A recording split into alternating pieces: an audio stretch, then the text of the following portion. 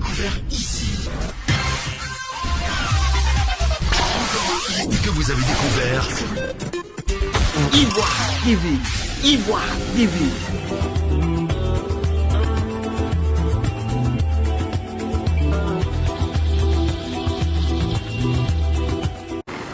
Bonjour à tous et à toutes et bienvenue à Si vous étiez en face de votre magazine consacré aux questions d'actualité et de développement local. Nous sommes à Bouaké, chef-lieu de la région de Béké au centre de la Côte d'Ivoire.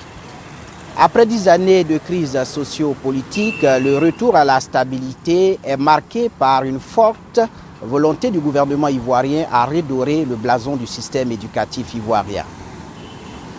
Mais malgré les efforts consentis par nos gouvernements, le résultat escompté n'est pas encore atteint.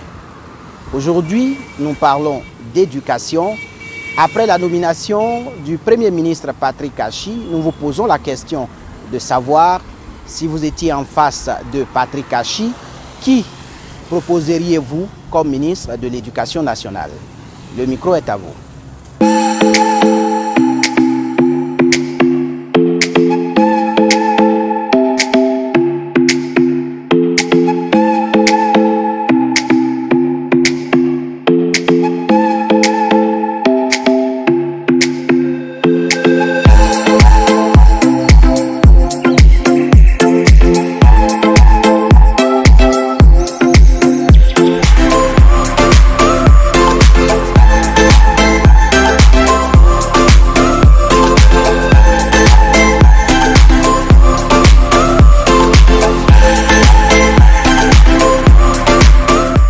C'est Kwaku Kwasi Wilfried. Si j'étais en face de M. Patrick Achi, elle lui proposait de chercher un autre ministre car Kandia Camara il a passé assez de temps avec nous, donc nous voulons qu'il y ait une autre personne pour voir au moins la compétence de cette personne. Merci. M. Diallo Blay, ex-lieutenant des forces aériennes de Bouaké. Bon, moi j'aimerais purement simplement qu'elle soit relevée par quelqu'un d'autre. Les raisons sont multiples. Le niveau de l'enseignement en Côte d'Ivoire est très bas. Et pour un pays comme la Côte d'Ivoire, c'est quand même déplorable. Vraiment, je souhaite vivement qu'on confie la tâche à quelqu'un qui est à la hauteur qui puisse vraiment gérer l'éducation nationale. Ça, c'est un souhait, un vœu. Je m'appelle Yao Kwasi Bilson. Et si j'étais en face du Premier ministre, M. Patrick Achi, j'aurais tout choisi comme ministre de l'Éducation nationale, Mme Kandia Camara, parce que je pense bien qu'on ne change pas l'équipe qui gagne. Jusque-là, étant la tête du ministère de l'Éducation, tout va bien. Donc, on ne change pas l'équipe qui gagne. Donc, je choisirai toujours Mme Kandia Camara comme ministre de l'Éducation nationale. Je m'appelle Kwame Kwadio, je suis instituteur à la retraite. La question est bienvenue. Pour opérer un changement, il faut faire beaucoup de remarques.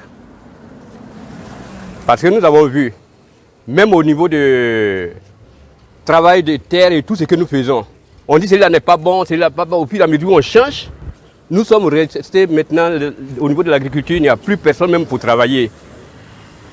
Donc, actuellement, Kandia n'a pas commis de faute professionnelle qu'on peut dire que oui, elle a fait telle faute, donc remplacez-la. Je n'ai pas vu ça, soit corruption ou bien autre chose. C'est le système qu'on peut peut-être perfectionner. Au niveau de l'éducation nationale, on peut voir qu'est-ce qui ne va pas au juste. On a déjà fait beaucoup de séances concernant la formation continue, tout ce qui se passe. Mais maintenant, on a laissé tout ça tomber. Les jeunes font pitié actuellement.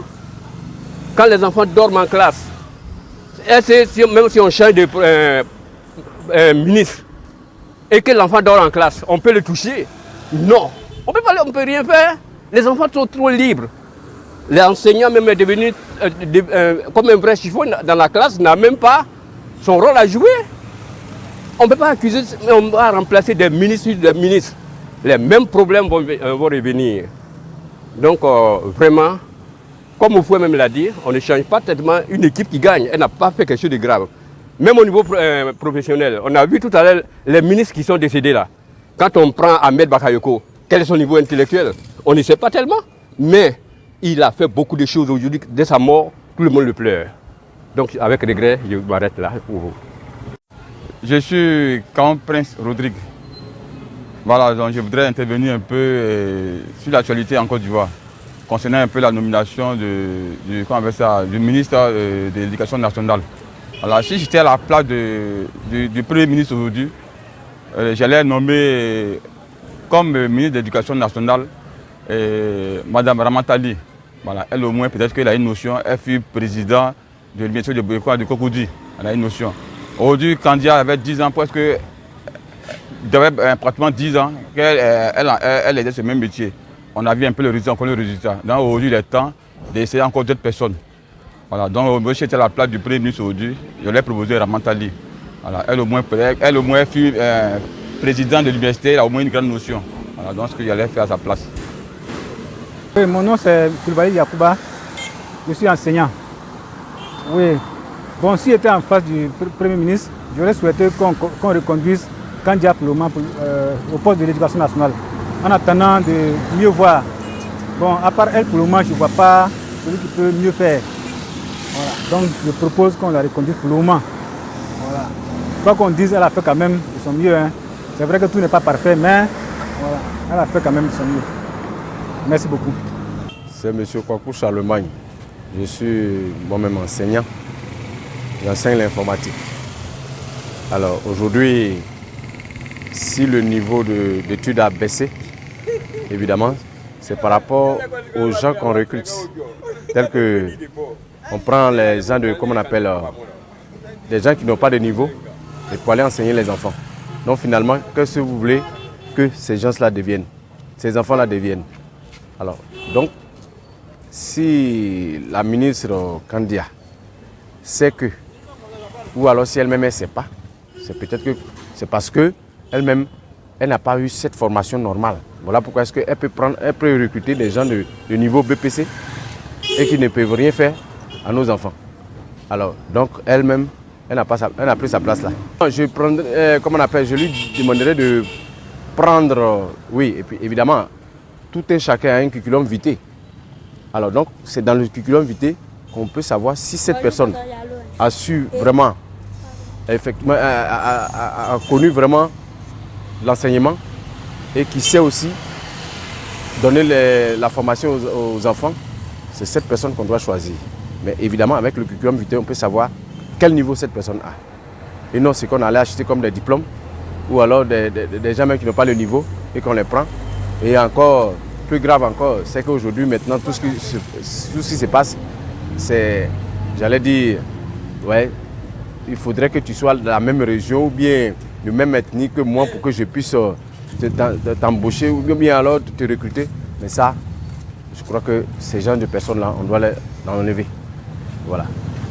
Élève, si j'étais en face du Premier ministre, je lui proposerais tout simplement de changer de ministre de l'Éducation nationale. Parce qu'avec Kondia Camara, notre ministre actuel, nous n'avons pas vécu de grands changements, de grandes évolutions dans l'éducation, à part que de rester à la même place avant-dernier dans toute l'Afrique. Bon, nous, élèves, ça ne nous arrange pas. Ces 10 ans de gouvernement n'ont rien changé, n'ont rien avancé. Sa place étant ministre n'est pas justifiée parce qu'elle n'a pas un niveau intellectuel mieux placé pour nous encadrer. Donc, je répète encore, je dirais tout simplement au Premier ministre d'évaluer d'autres personnes étant plus performants qu'elle. Merci. Oui, c'est Soro Yarduma. Voilà. Je suis à Boaké. Un simple charpentier. Mais me débrouille un peu à la mairie. Moi, mon côté, quand on fait quelque chose, à un moment donné, là, on doit se reposer un peu. Donc, elle, son côté, là, pour moi, là, en tout cas, si Patrick Achipel a changé, lui fait changer, elle n'a qu'à faire ça, quoi. C'est ce qu'il lui demande. C'est tout. Vous avez découvert ici. Que vous avez découvert Ivoire TV. Ivoire TV.